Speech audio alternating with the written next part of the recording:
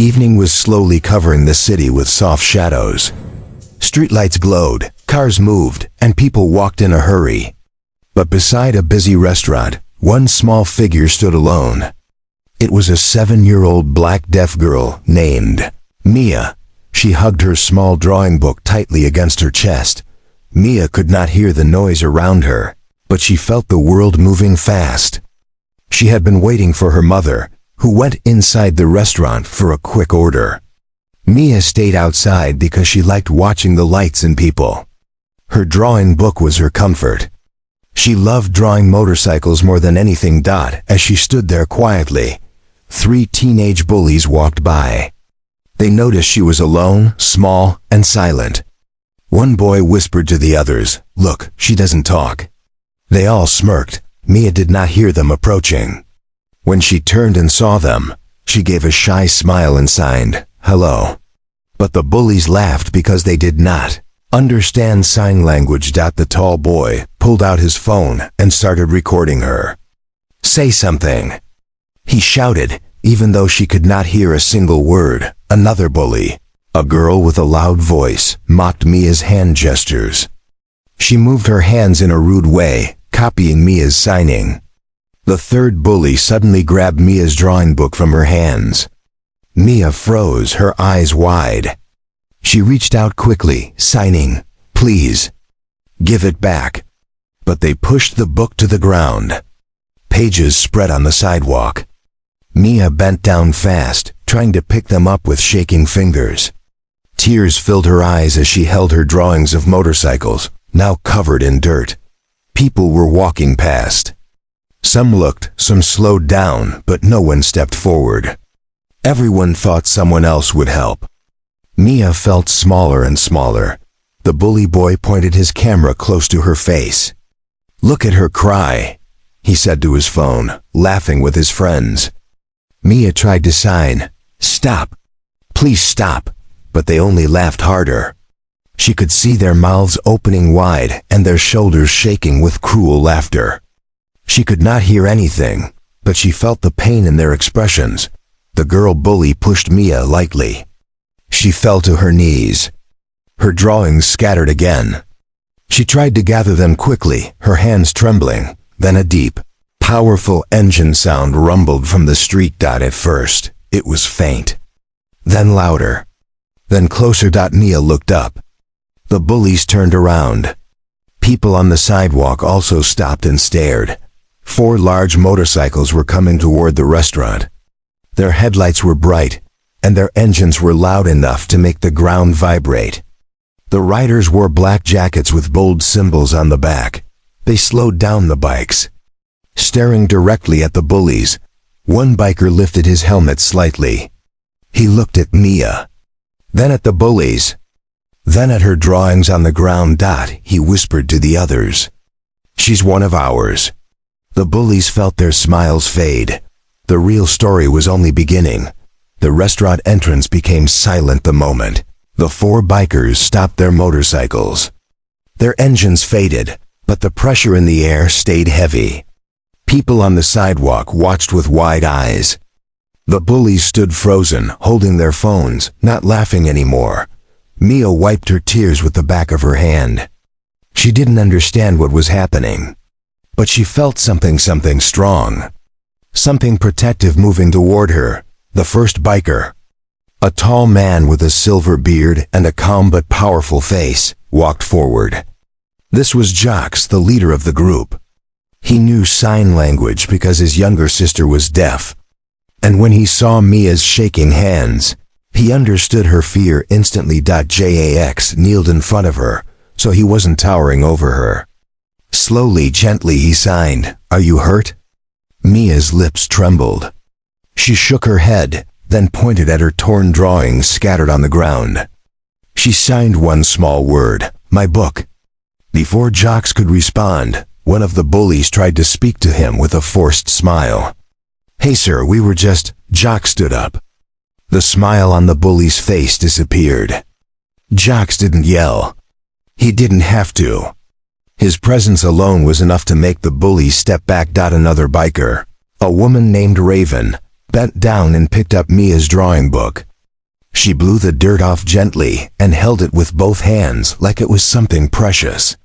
She gave it back to Mia with a soft smile. Mia hugged the book tightly. Jocks looked at the bullies again. His voice was calm, but heavy like a storm. You think filming a child makes you strong? The bullies didn't answer. They COULDN single quotes G. Suddenly, the deep echo of engines returned, but this time louder. Much louder. 6, 10, 15. 20 motorcycles appeared at the end of the street. People looked around in shock. The road began to shake under the power of more than 40 bikers, arriving one by one. They parked their bikes in a long line, forming a protective wall behind Mia. Their jackets shined under the streetlights. Their expressions were serious. The bullies stepped backward until their backs touched the restaurant wall. Their phones were still in their hands, but their fingers were shaking now. Raven pointed at the bullies' recording phones. "You want to film something?" she said. "Film this moment, where courage looks nothing like you." The crowd murmured in agreement. Jax turned toward Mia again. He signed slowly. "You're safe now. No one will hurt you." For the first time since the bullies appeared, Mia's body relaxed. A small smile appeared on her face, soft, hopeful, shy. And then something unexpected happened. One biker with glowing tattoos took out a shiny black marker and handed it to Mia. He lowered his bike's fuel tank toward her and pointed at it. He wanted her to draw on his motorcycle. Mia's eyes widened. She looked around for permission. Jocks nodded gently. With small careful strokes, she drew a tiny motorcycle on the tank. The bikers cheered softly. The bullies bowed their heads. In shame, the night had changed. And Mia's world had changed with it. The bullies stood completely still, their faces pale, as more people gathered around the restaurant.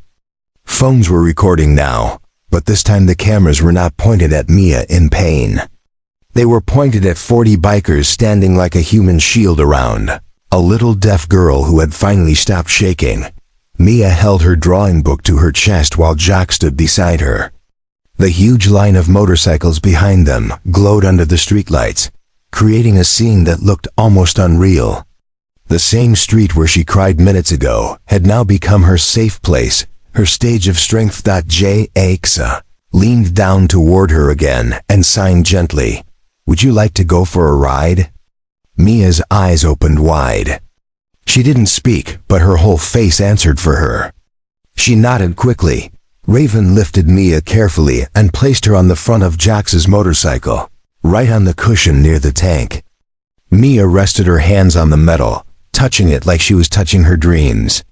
The same girl who cried on the cold sidewalk now sat on a giant bike like she was meant to be there. But Jax didn't start the engine yet. Not until he finished something important. He stepped closer to the bullies. They tried to avoid eye contact, but there was nowhere to hide now. "Look at her," Jax said softly, but his voice felt sharp. "She can't hear your words, but she can feel your cruelty." One bully whispered. "We didn't mean," Raven cut in with a calm, steady voice. "You didn't mean to stop either." The bullies lowered their heads again, ashamed. Jax didn't yell. He didn't push them. He simply said the truth.